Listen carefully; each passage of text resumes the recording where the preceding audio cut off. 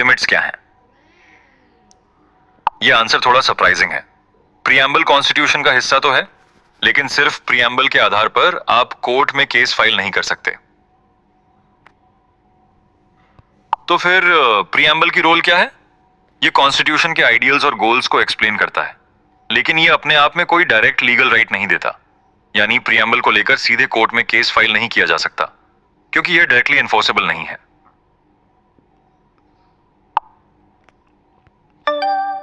एक important UPSC keyword समझते हैं।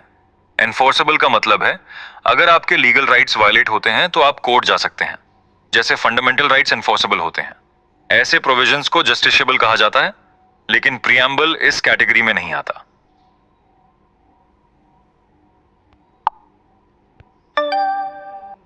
एक इंपॉर्टेंट पॉइंट समझते हैं। प्रीएम्बल लेजिस्लेचर या एग्जीक्यूटिव को कोई पावर नहीं देता, क्योंकि उनकी पावर्स कॉन्स्टिट्यूशन के दूसरे प्रोविजन से आती हैं।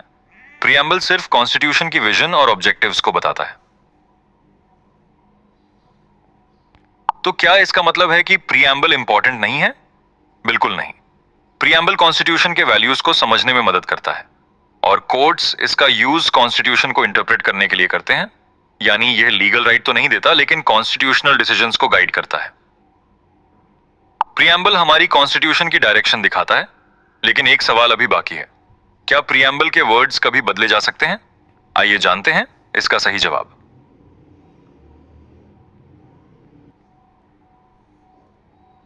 क्या प्रीएम्बल में लिखा हर शब्द हमेशा एक जैसा रहता है, या उसे बदला भी जा सकता है? प्रीएम्बल कॉन्स्टिट्यूशन के विचारों और मूल्यों को दर्शाता है, लेकिन क्या इसके शब्दों में बदलाव किया जा सकता है? इस सवाल का जवाब सुप्रीम कोर्ट ने दिया। केशवानंद भारती केस में कोर्ट ने कहा कि प्रीएम्बल में अमेंडमेंट किया जा सकता है, लेकिन एक महत्वपूर्ण शर्त भी है।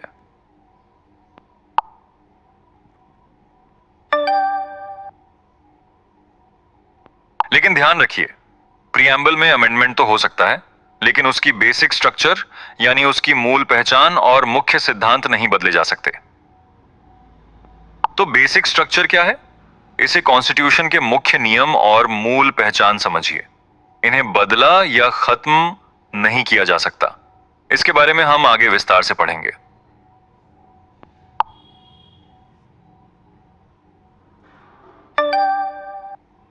एक सवाल और है, क्या प्रीएम्बल में कभी वास्तव में अमेंडमेंट हुआ है?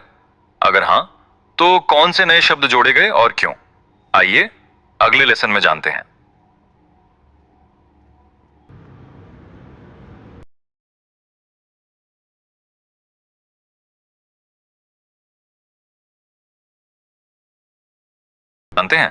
ओरिजिनल प्रीएम्बल में आज की तुलना में 3 शब्द कम थे। तो क्या बाद में प्रीएम्बल में बदलाव किया गया? हां, प्रीएम्बल में बदलाव हुआ था। साल 1976 में 42nd कॉन्स्टिट्यूशनल अमेंडमेंट ने इतिहास में पहली और अब तक की एक बार प्रीएम्बल में संशोधन किया।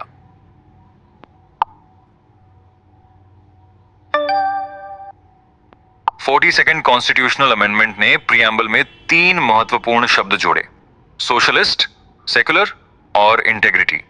इन शब्दों को याद रखिए, अगला सवाल इन्हीं पर है।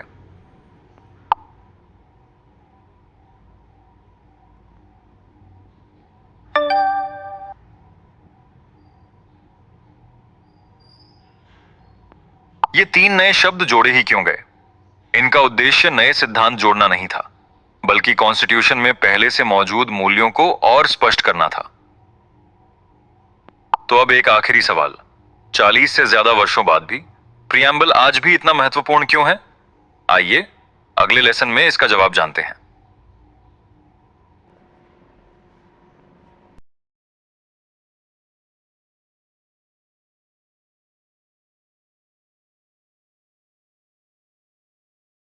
इंपॉर्टेंस। एक इंटरेस्टिंग क्वेश्चन है, अगर प्रीएम्बल कोई लीगल राइट्स नहीं देता और गवर्नमेंट को कोई पावर्स भी नहीं देता, तो फिर ये इतना इंपॉर्टेंट क्यों है?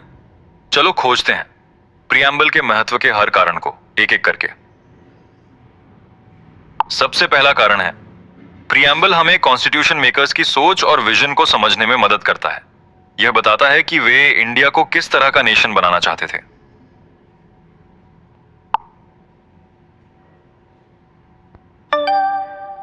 दूसरा कारण है प्रियम्बल कोर्ट्स को कॉन्स्टिट्यूशन को समझने में मदद करता है।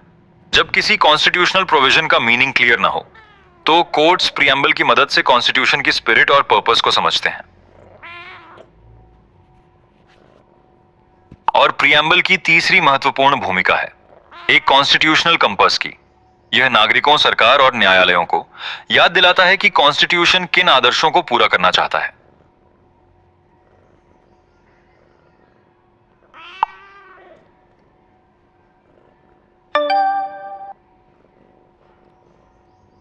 आपने प्रियम्बल की पूरी यात्रा सफलतापूर्वक पूरी कर ली है। वी द पीपल से लेकर 42nd कॉन्स्टिट्यूशनल अमेंडमेंट तक आपने प्रियम्बल के हर महत्वपूर्ण शब्द के पीछे की कहानी समझी। अब समय है एक क्विक रिवीजन का।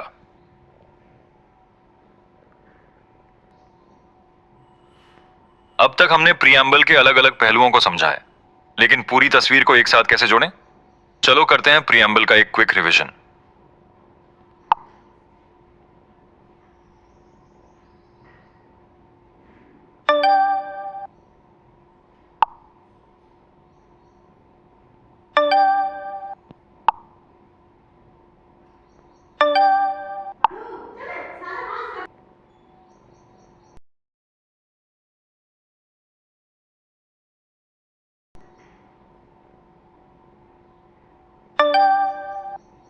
वेल डन बडी। आपने प्रियम्बल के हर इंपॉर्टेंट आइडिया को एक्सप्लोर किया है। अब आप तैयार हैं पॉलिटी की जर्नी में आगे बढ़ने के लिए।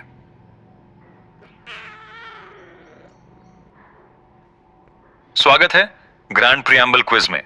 यह है आपका पहला चैलेंज। सभी 5 क्वेश्चंस कंप्लीट करें और अगले लेवल के लिए तैयार हो जाएं।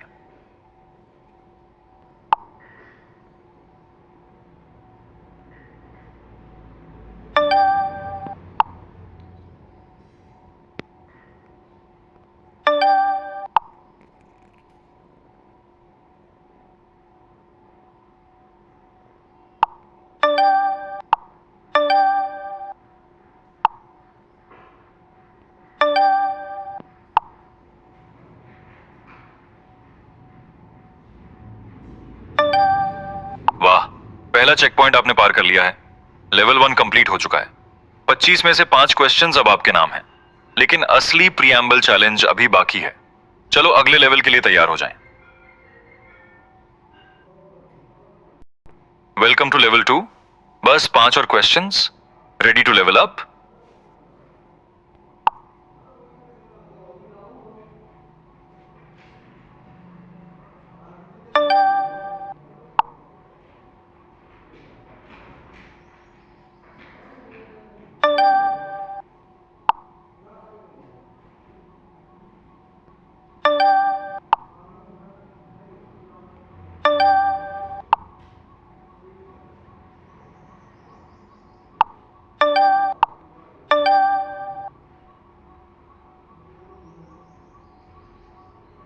शाबाश, आपने 5 में से 2 लेसन्स कंप्लीट कर लिए हैं। Progress 10 out of 25 questions. Half the journey is done. बस ऐसे ही आगे बढ़ते रहिए। साथ हैं? बहुत बढ़िया। यहीं से असल अंडरस्टैंडिंग की शुरुआत होती है।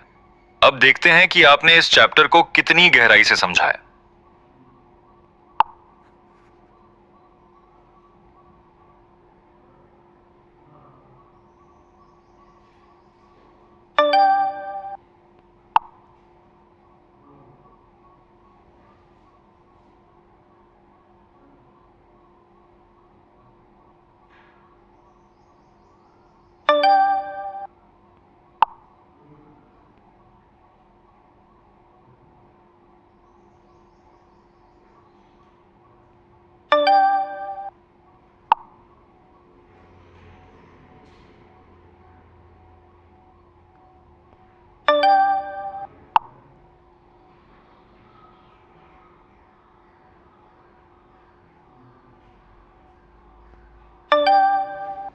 शानदार प्रगति। सिर्फ 2 लेसन्स ही अब आपके और फिनिश लाइन के बीच हैं।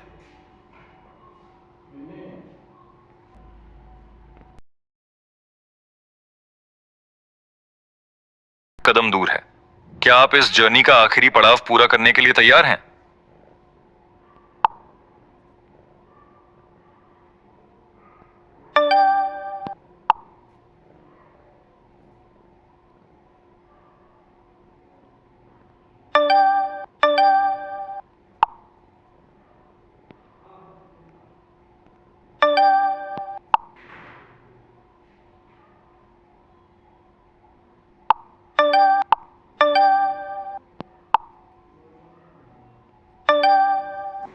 रुकना नहीं है, क्योंकि अब मंजिल बिल्कुल पास है।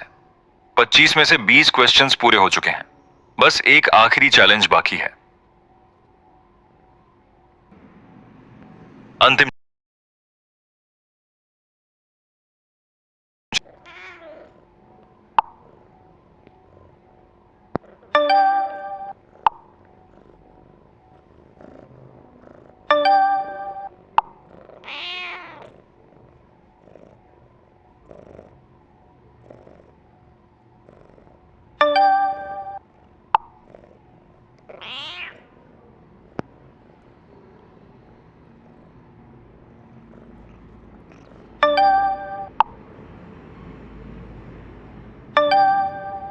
बहुत बढ़िया, आपने सभी 5 लेसन्स कंप्लीट कर लिए हैं। Progress 25 out of 25 questions. हर गलत आंसर एक नई सीख देता है और हर सही आंसर आपका कॉन्फिडेंस बढ़ाता है। सीखते रहिए और आगे बढ़ते रहिए।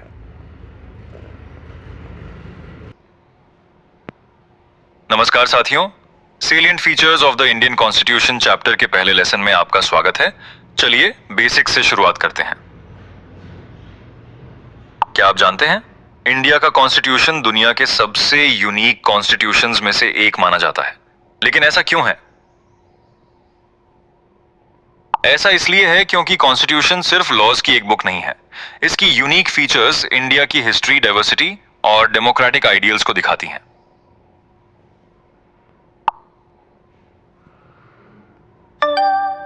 कुछ फीचर्स दूसरे कंट्रीज से इंस्पायर्ड थीं और कुछ इंडिया की अपनी नीड्स के लिए बनाई गईं।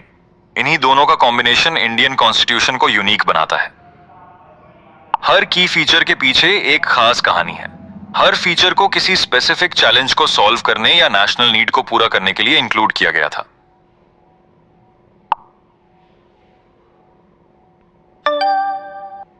तो अब सवाल है, इंडिया के कॉन्स्टिट्यूशन को यूनिक बनाने वाली की फीचर्स कौन सी हैं? अगली लेसन में इन्हें एक साथ एक्सप्लोर करते हैं।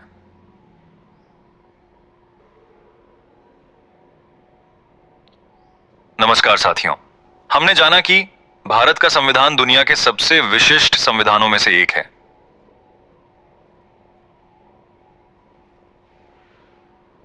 तो इंडिया का कॉन्स्टिट्यूशन इतना यूनिक क्यों है? इसकी वजह सिर्फ एक फीचर नहीं है, बल्कि कई रिमार्केबल फीचर्स का कॉम्बिनेशन इसे खास बनाता है। तो कौन सी फीचर्स इसे यूनिक बनाती हैं? ये कॉन्स्टिट्यूशन डिटेल्ड और रिटन है। इसका स्ट्रक्चर फेडरल है, लेकिन सेंटर स्ट्रांग है और इसकी फॉर्म पार्लियामेंट्री है। इसके साथ कॉन्स्टिट्यूशन और भी इंपॉर्टेंट प्रोविजंस देता है। Fundamental rights, universal adult franchise और इंडिपेंडेंट जुडिशरी। लेकिन फीचर्स यहीं खत्म नहीं होती। कॉन्स्टिट्यूशन में secular state, single citizenship, emergency provisions और अमेंडमेंट प्रोविजंस भी शामिल हैं।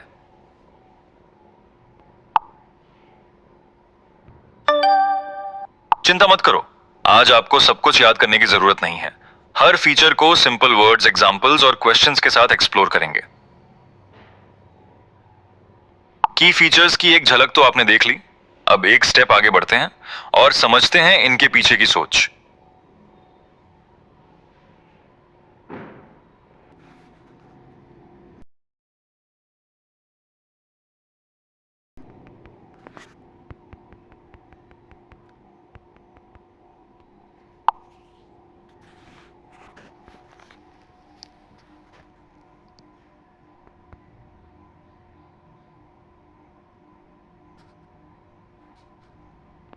हर फीचर के पीछे एक खास पर्पस है।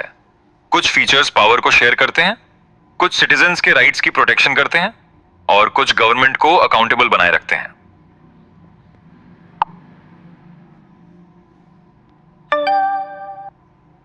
Did you know, her constitutional feature का अपना अलग रोल है, लेकिन मिलकर ये सभी फीचर्स एक डेमोक्रेटिक, यूनाइटेड और स्टेबल इंडिया बनाने में मदद करते हैं।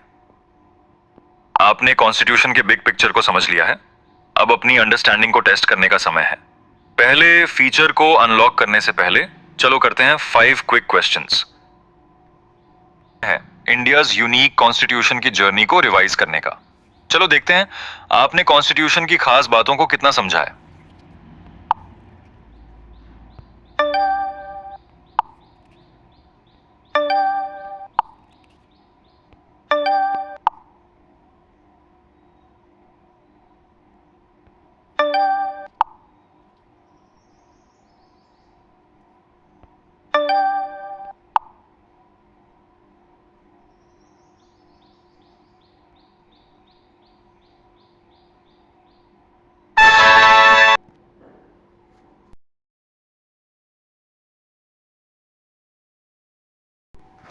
नमस्कार साथियों। भारत का कॉन्स्टिट्यूशन इतना बड़ा है तो इसे समझना और इस्तेमाल करना आसान कैसे बनाया गया? चलो समझते हैं कॉन्स्टिट्यूशन के स्मार्ट डिजाइन को। भारत का कॉन्स्टिट्यूशन दुनिया का सबसे लंबा रिटन कॉन्स्टिट्यूशन है, लेकिन इतना बड़ा डॉक्यूमेंट इतनी व्यवस्थित तरीके से ऑर्गेनाइज कैसे किया गया है? कॉन्स्टिट्यूशन को पार्ट्स, आर्टिकल्स और स्केड्यूल्स में डिवाइड किया गया। इससे कॉन्स्टिट्यूशन को ढूंढना, समझना और इस्तेमाल करना आसान हो जाता है।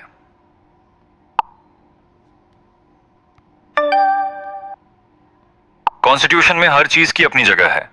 पार्ट्स बड़े टॉपिक्स को शामिल करते हैं, आर्टिकल्स रूल्स को समझाते हैं और स्केड्यूल्स अतिरिक्त विवरण देते हैं। चिंता मत कीजिए, पार्ट्स, आर्टिकल्स और शेड्यूल्स को हम आने वाली लेसन्स में डिटेल में समझेंगे। कॉन्स्टिट्यूशन में हर एक चीज की अपनी जगह है। लोग जरूरत के अनुसार कॉन्स्टिट्यूशनल प्रोविजंस को जल्दी ढूंढ सकते हैं। यही स्ट्रक्चर इतने बड़े कॉन्स्टिट्यूशन को प्रैक्टिकल बनाता है।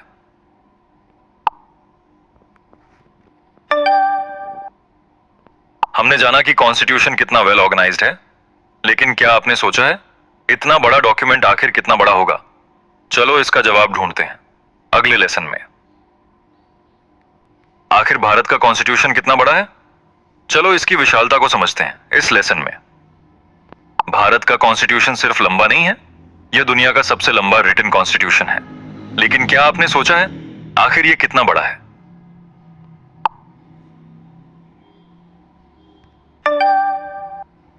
भारत का कॉन्स्टिट्यूशन शुरू में कितना बड़ा था? 1950 में लागू होने के समय इसमें 395 आर्टिकल्स, 22 पार्ट्स और 8 शेड्यूल्स थे। यानी शुरुआत से ही यह एक विशाल डॉक्यूमेंट था।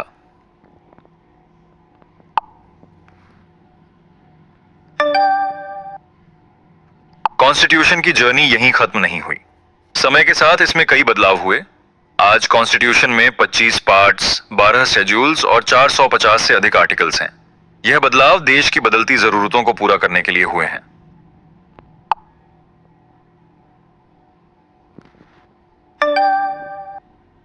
भारत के कॉन्स्टिट्यूशन में सैकड़ों आर्टिकल्स हैं, जबकि यूएस कॉन्स्टिट्यूशन में सिर्फ 7। लेकिन दोनों में इतना बड़ा डिफरेंस क्यों है? इसका जवाब जानेंगे अगले लेसन में। नमस्कार। क्या आपने कभी सोचा है कि भारत का कॉन्स्टिट्यूशन इतना डिटेल्ड क्यों है? आइए इसके पीछे की वजह समझते हैं। भारत का कॉन्स्टिट्यूशन दुनिया का सबसे लंबा रिटन कॉन्स्टिट्यूशन है, लेकिन आखिर भारत को इतने डिटेल्ड कॉन्स्टिट्यूशन की जरूरत क्यों पड़ी? आइए इसकी वजह समझते हैं। लद्दाख से लेकर केरल और अंडमान और निकोबार द्वीप समूह तक पूरे देश में एक ही कॉन्स्टिट्यूशन को काम करना था, इसलिए उसे हर क्षेत्र की जरूरतों का ध्यान रखना पड़ा।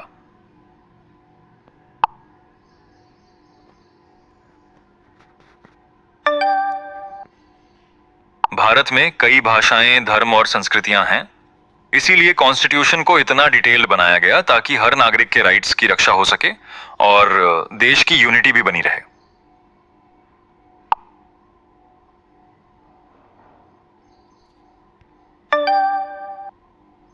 भारत में यूनियन और स्टेट दोनों सरकारें हैं, इसलिए एक डिटेल्ड कॉन्स्टिट्यूशन दोनों के पावर्स और रिस्पॉन्सिबिलिटीज को स्पष्ट रूप से तय करता है।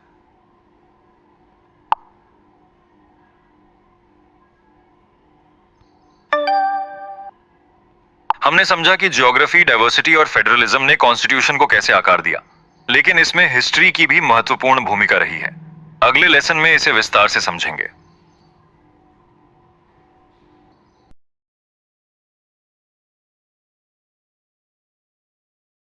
सोच समझकर डिजाइन किया था। चलो जानते हैं उन्होंने कैसे सीखा और अडेप्ट किया।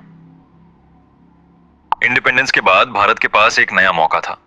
अब फ्रेमर्स को बनाना था एक ऐसा कॉन्स्टिट्यूशन जो पास्ट से सीखे और फ्यूचर के लिए तैयार हो।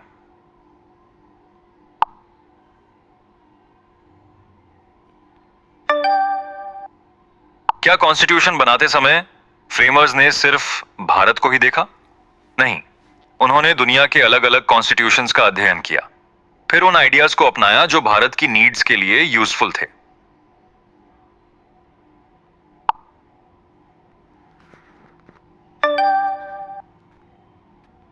लेकिन सिर्फ आइडियाज काफी नहीं थे, उन्होंने सोचा रूल्स भी क्लियर होने चाहिए।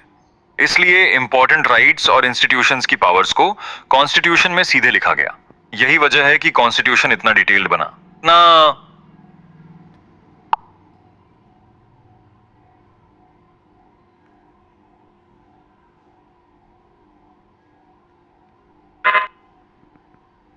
इंडिया की हिस्ट्री, दुनिया से मिले आइडियाज और क्लियर रूल्स की जरूरत ने एक डिटेल्ड कॉन्स्टिट्यूशन को शेप किया।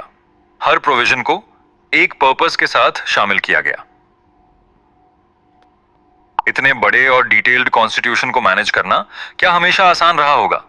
तो क्या इसकी स्ट्रेंथ्स के साथ कुछ चैलेंजेस भी थे? चलो पता लगाते हैं अगले लेसन में।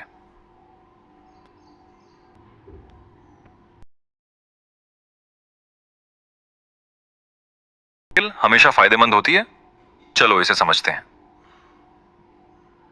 क्या इतना डिटेल्ड होना कॉन्स्टिट्यूशन की स्मार्ट डिजाइन थी? भारत का कॉन्स्टिट्यूशन जानबूझकर डिटेल्ड बनाया गया था। इससे कई स्ट्रेंथ्स मिली, लेकिन कुछ चैलेंजेस भी आए। अगर रूल्स पहले से क्लियर हों तो कंफ्यूजन कितना कम हो सकता है। भारत का डिटेल्ड कॉन्स्टिट्यूशन इंपॉर्टेंट मैटर्स को क्लियरली एक्सप्लेन करता है। इससे मिसअंडरस्टैंडिंग्स की संभावना कम होती है। क्या हर डिटेल हमेशा आसान बनाती है? एक डिटेल्ड कॉन्स्टिट्यूशन कभी कभी लंबा और कॉम्प्लेक्स भी हो सकता है। किसी स्पेसिफिक प्रोविजन को ढूंढना और समझना केयरफुल स्टडी मांग सकता है।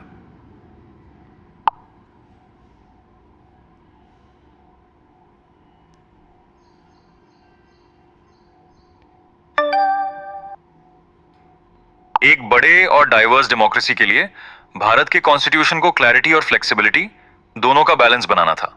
यही थॉटफुल डिजाइन इसे पावरफुल भी बनाता है और चैलेंजिंग भी।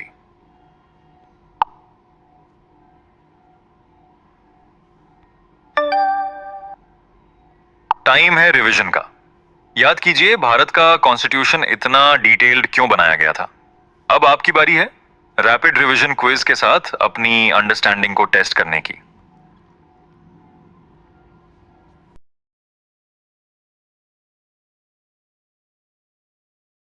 इस कॉन्स्टिट्यूशन के बारे में तुम्हें कितना याद है?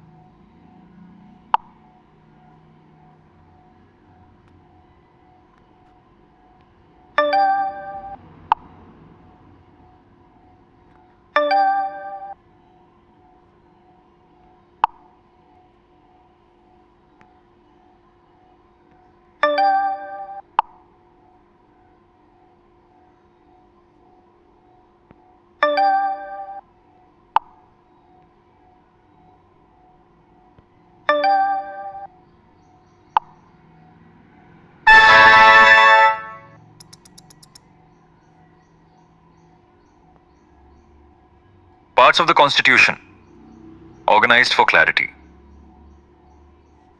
Imagine एक बड़े बुक में बिना सेक्शंस या ऑर्गेनाइजेशन के सिर्फ एक टॉपिक सर्च करना। यह बहुत कंफ्यूजिंग हो जाएगा।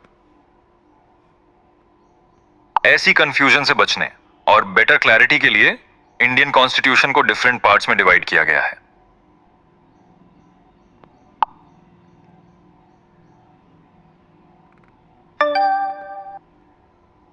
हर पार्ट एक स्पेसिफिक टॉपिक को डील करता है। For example, part 3 articles 12 to 35 fundamental rights contain करता है।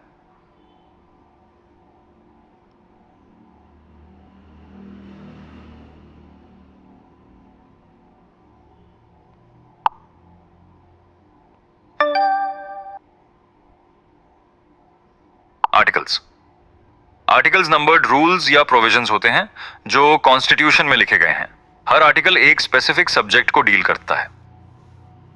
द नेक्स्ट क्वेश्चन, पॉलिटी के लिए कौन से पार्ट सबसे इंपॉर्टेंट है? अब इसे एक्सप्लोर करते हैं। की पार्ट्स फॉर यूपी।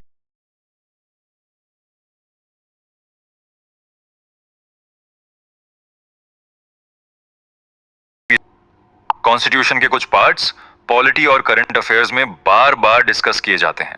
ऊपर दी गई इमेज को रेफर करें और रिवीजन के लिए सेव कर लें।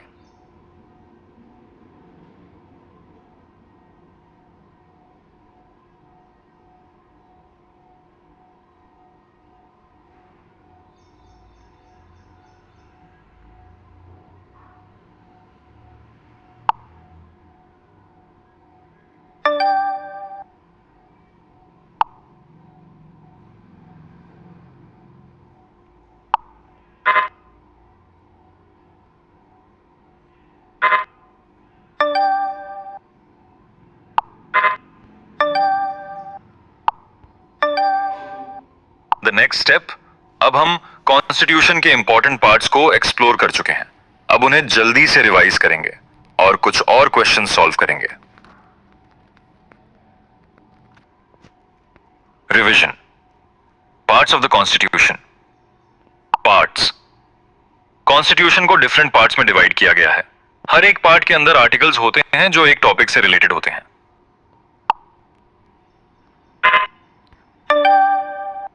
हर पार्ट एक स्पेसिफिक टॉपिक से डील करता है। For example part 3 articles 12 to 35 fundamental rights को कंटेन करता है।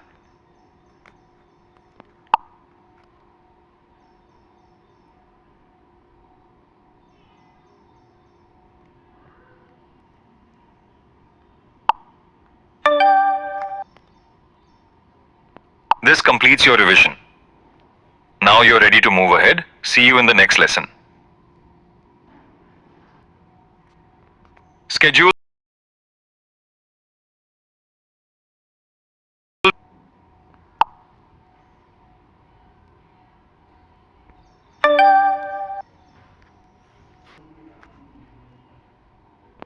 हम कॉन्स्टिट्यूशन के पार्ट्स और आर्टिकल्स को समझ चुके हैं, लेकिन कॉन्स्टिट्यूशन में स्केड्यूल्स भी शामिल हैं।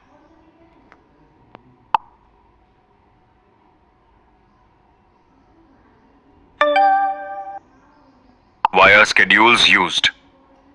कुछ इंफॉर्मेशन को आर्टिकल्स में डालने से कॉन्स्टिट्यूशन बहुत लेंथी हो जाता, इसलिए ऐसी डिटेल्स को स्केड्यूल्स में सेपरेटली रखा जाता है।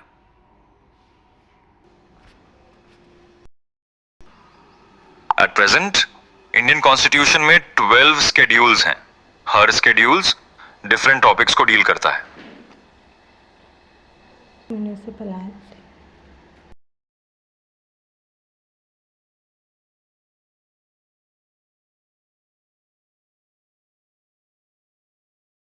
कौन से स्केड्यूल सबसे इंपॉर्टेंट हैं?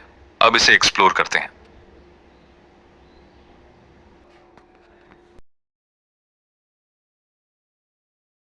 प्रिपरेशन।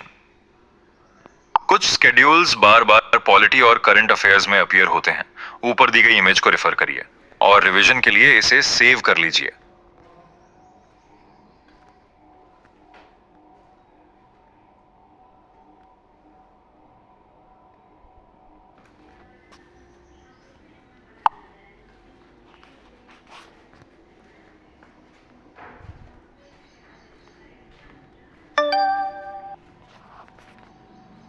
इलेवेंथ शेड्यूल्स में पंचायतें, 12th शेड्यूल्स में म्यूनिसिपैलिटीज। ये दोनों 73rd और 74th कॉन्स्टिट्यूशनल अमेंडमेंट्स के थ्रू ऐड किए गए थे।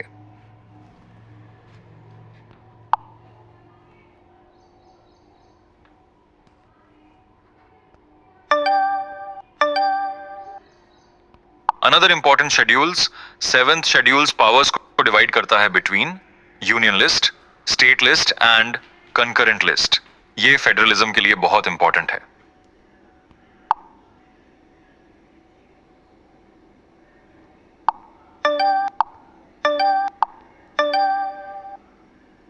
द नेक्स्ट स्टेप, अब हमने कॉन्स्टिट्यूशन के इंपॉर्टेंट शेड्यूल्स एक्सप्लोर कर लिए हैं। अब नेक्स्ट इन्हें क्विकली रिवाइज करते हैं और कुछ और क्वेश्चंस सॉल्व करते हैं। Revision. Schedules of the Constitution. Why are schedules used? Schedules में Constitution से related additional details दी गई हैं। At present 12 schedules हैं।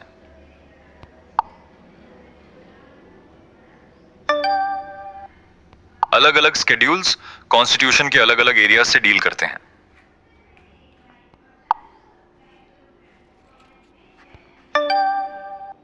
This completes your revision.